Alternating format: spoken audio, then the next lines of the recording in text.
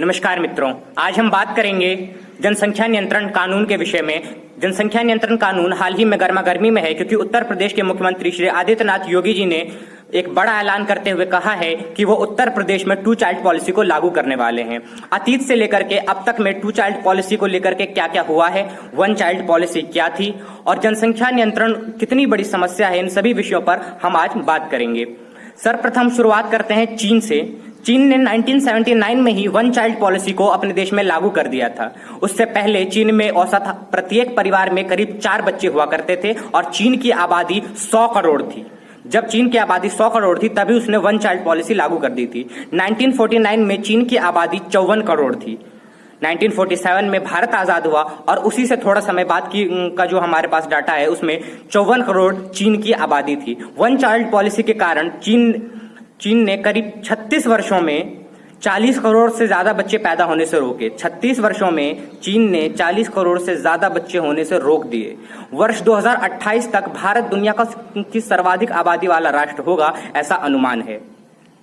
भारत की जनसंख्या वृद्धि दर 1.3% है, जबकि वर्तमान में चीन की जनसंख्या वृद्धि दर केवल 0.5% है। अगर हम डेंसिटी के आधार पर देखें, जनघनत्व के आधार पर देखें, तो भारत का जनघनत्व 1 किलोमीटर स्क्वायर के अनुसार 367 लोग हैं, जबकि चाइना की हम बात करें तो प्रति वर्ग किलोमीटर में 142 लोग रहते हैं। चीन की आबादी हमसे जितनी ज्यादा है उससे कहीं ज्यादा उसके पास संसाधन है। हमारी आबादी उससे थोड़ी सी ही कम है, किंतु संसाधन हमारे पास बहुत ही ज्यादा कम है। भारत के लिए भी जनसंख्या नियंत्रण एक बड़ी समस्या है जिसका समाधान हमें करना ही होगा, जिसके समाधान को लेकर के आज बात हो रही है। धार्मिक जनसंख्या की हमें बात यहाँ पर करनी पड़ेगी, क्योंकि जब भी जनसंख्या नियंत्रण कानून की बात आती है तो मुख्य रूप से हिंदुओं और मुस्लिमों में आरोप प्रत्यारोप शुरू हो जाता है। उन दोनों में आपसी लड़ाइयां शुरू हो जाती हैं। कोई इसके पक्ष में होता है और कोई विपक्ष में होता है। कई लोग तो ऐसा मानते हैं कि जनसंख्या नियंत्रण कानून अगर भारत में लागू होता है तो ये मुस्लिम विरोधी है और उसी के कारण यह लागू किया जाता है। क्योंकि सर्वाधिक विवाद हिंदुओं और मुसलमानों के बीच ही रहता है, इसलिए मुख्य तौर पर हम इन्हीं दोनों वर्गों के बीच की आबादी का आंक। जब स्वतंत्र भारत में पहली जनगणना हुई तो भारत में 85% हिंदू और 9% मुस्लिम रहते थे। मैं दोहराता हूं, 85% हिंदू और 9% मुस्लिम रहते थे और वर्तमान में भारत में 79% 79% हिंदू रहते हैं, जबकि 18% मुस्लिम रहते हैं। मीन्स की मुस्लिम पॉपुलेशन 70 सालों में डबल हो गई और हिंदुओं की पॉपुलेशन 6% घट गई। इसी खतरे का अनुमान सभी हिंदूवादी नेता लगाते हैं कि मुस्लिम आबादी बढ़ते बढ़ते एक दिन यह देश मुस्लिम बहुल हो जाएगा। हमें देखना चाहिए कि क्या उनकी बात में कुछ सत्यता है।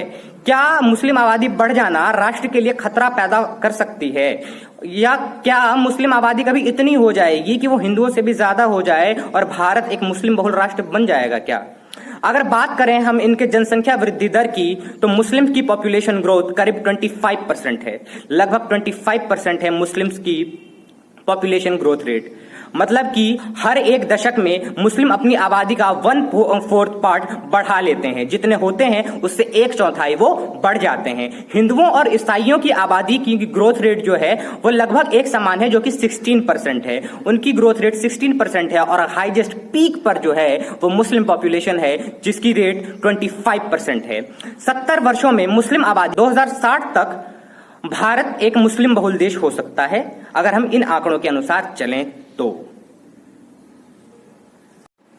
तो हिंदुत्ववादी नेताओं को यही डर है कि 2060 तक भारत एक मुस्लिम बहुल राष्ट्र बन जाएगा, यानी कि मुस्लिम्स की यहां पर मेजॉरिटी होगी। जिस बात का खतरा हिंदूवादी नेताओं को लगता है, वो ऐसा मानते हैं कि मुसलमान केवल वहीं पर सेक्युलर रहता है, वहीं पर पंथ निरपेक्षता का पालन करता है जहां पर पंथ निरपेक्षता सेक्युलरिज्म का पालन करना उसकी मजबूरी होती है।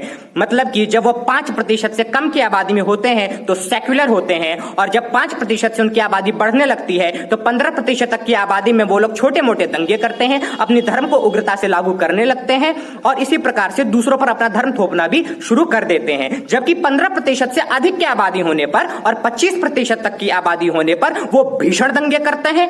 दुर्गा पूजा पर रोक लग जाती है, जैसे कि बंगाल में लगा, और मुहर्रम की खुल्ली छूट दी जाती है। ऐसा कुछ हिंदुत्ववादी नेता मानते हैं। उनका यह भी मानना होता है कि 25 से 45% की आबादी पर भीषण दंगे और ज्यादा बढ़ जाते हैं, राष्ट्र विभाजन की बात होने लगती है और हैदराबाद की तरह सीधा कह दिया जाता है कि 10 मिनट के लिए पुलिस हटा के देख लो, हिंदुओं का क्या हाल करेंगे। ऐसा कुछ हिंदुत्ववादी नेता कहते हैं। हालांकि यह वास्तविक घटनाएं भी हैं, ऐसा वास्तव में भी हुआ है। इसके अलावा वो कहते हैं कि 45% से अधिक आबादी होने पर, 45 से 55% आबादी होने पर अगर किसी राज्य में यह आबादी हो जाए तो वहां अलगाववादी आंदोलन होने लगते हैं, सेना पर पथराव होने लगता है, देश विरोधी बातें होने लगती हैं, तिरंगे को फाड़ा जलाया जाने लगता है और हिंदुओं को रातों रात कह दिया जाता है। आप सोच सकते हैं कि किस स्थिति की कल्पना की जाती है। वैसे ये सारी बातें भी जो अनुमान लगाया जाता है कुछ हिंदुत्ववादी नेताओं द्वारा, हमारे या आपके द्वारा नहीं, कुछ हिंदुत्ववादी नेताओं के द्वारा, यह भी जब मैंने स्टडी किया तो यह बात सत्य निकल करके आई। वास्तव में कश्मीर में ऐसा हुआ था। मुझे हैरानी हुई कि इतने अच्छे अच्छे मुसलमान भला ऐसा कैसा कर सकते हैं। हालांकि आतंकवाद का तो कोई धर्म होता नहीं है, ऐसा आप लोग जानते ही होंगे, मैं भी जानता हूं थोड़ा बहुत। आगे बढ़ते हैं। ऐसा मान लिया जाता है कि अगर पूरे देश में आबादी ज्यादा हो जाए, 50% या उससे आगे बढ़ जाए मुस्लिम आबादी, तो वह पाकिस्तान जैसे एक अलग देश की मांग करने लगते हैं या फिर पूरे देश को ही गजवाए हिंद बनाने का सपना अपना पूरा कर लेते हैं। यही खतरा लगता है हिंदुत्ववादी नेताओं को। भविष्य में होने वाली इन भयावह घटनाओं को रोकने के लिए हिंदुत्ववादी नेताओं का मत रहता है कि 2 चाइल्ड पॉलिसी भारत में लागू होनी चाहिए, क्योंकि भारत में साधन कम है, उसके अनुसार आबादी बहुत ज्यादा बढ़ती जा रही है। हाल ही में उत्तर प्रदेश के मुख्यमंत्री श्री आदित्यनाथ योगी जी ने जब 2 चाइल्ड पॉलिसी की बात की तो उसके बाद से 2 चाइल्ड पॉलिसी बहुत ही गर्मा गर्मी में है। लेकिन हमें जानना चाहिए कि क्या ये शुरुआत है या इससे पहले भी कभी ऐसा कुछ हो चुका है। चलिए आइए जानते हैं कि अन्य किन राज्यों में ऐसा कोई नियम बन चुका है। शुरुआत करते हैं मध्य प्रदेश से। मध्य प्रदेश में 2001 में ही यह नियम बन चुका था कि चुनाव केवल वही लोग लड़ सकते हैं जिनके 2 बच्चों से ज्यादा ना हो। इसके अलावा तीसरा बच्चा होने पर उसे सरकारी नौकरी भी नहीं मिलेगी। यह नियम 2001 में ही मध्य प्रदेश में लागू कर दिया गया था और इसकी अवधि थी 26 जनवरी 2001 के बाद जिसके भी तीसरे बच्चे होंगे उसे सरकारी नौकरी नहीं मिलेगी। बात करते हैं दूसरे राज्य की, तेलंगाना की। तेलंगाना और आंध्र प्रदेश में भी यह नियम 1994 में ही लागू हो गया था कि स्थानीय निकाय चुनावों को लड़ने के लिए, लोकल इलेक्शंस को लड़ने के लिए यह नियम जरूरी था कि आपके 2 से अधिक बच्चे ना हो। 2 से अधिक बच्चे होने पर आप इनएलिजिबल हो जाएंगे, आप अयोग्य घोषित कर दिए जाएंगे। यही नियम गुजरात में 2005 में लागू किया गया।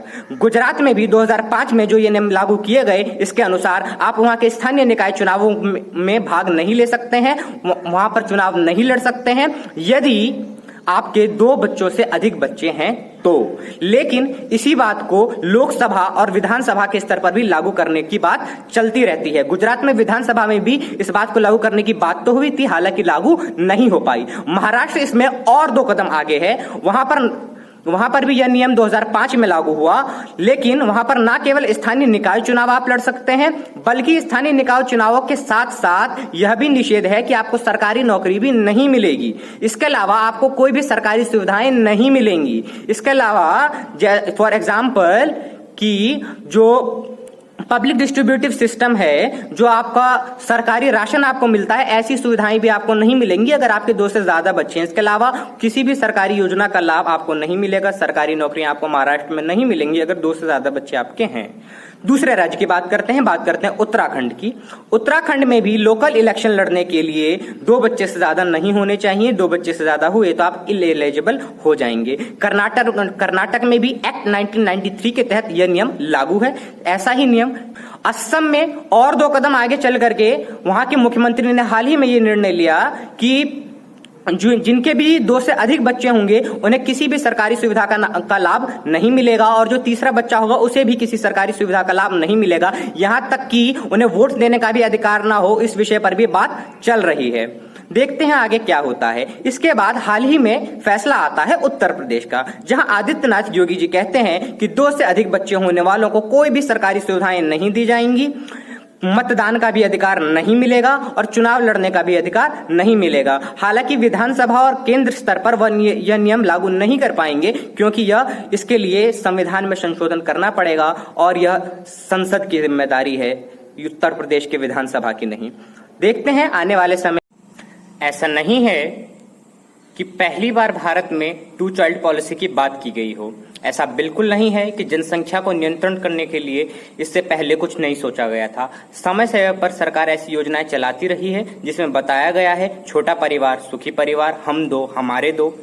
किंतु इसका आक्रामक रूप हमें इंदिरा गांधी के राज में देखने को मिलता है, जब उन्होंने कहा था कि जनसंख्या विस्फोट देश के लिए बहुत बड़ी समस्या है और इसको लेकर के उन्होंने राष्ट्र में आपातकाल बहुत बड़े स्तर पर देश में नसबंदी हुई, जबरन नसबंदी हुई, जो कि मानवता के भी खिलाफ था, लोगों के अधिकारों के विरुद्ध था।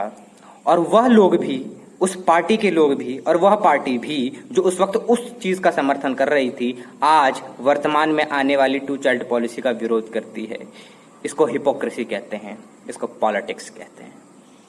अपना मत दीजिए कि क्या वास्तव में टू चाइल्ड पॉलिसी भारत में लागू होनी चाहिए, क्या मुस्लिम आबादी वास्तव में राष्ट्र के लिए खतरा है या नहीं, और क्या होगा अगर हम इस टू चाइल्ड पॉलिसी को या फिर वन चाइल्ड पॉलिसी को लागू ना करें।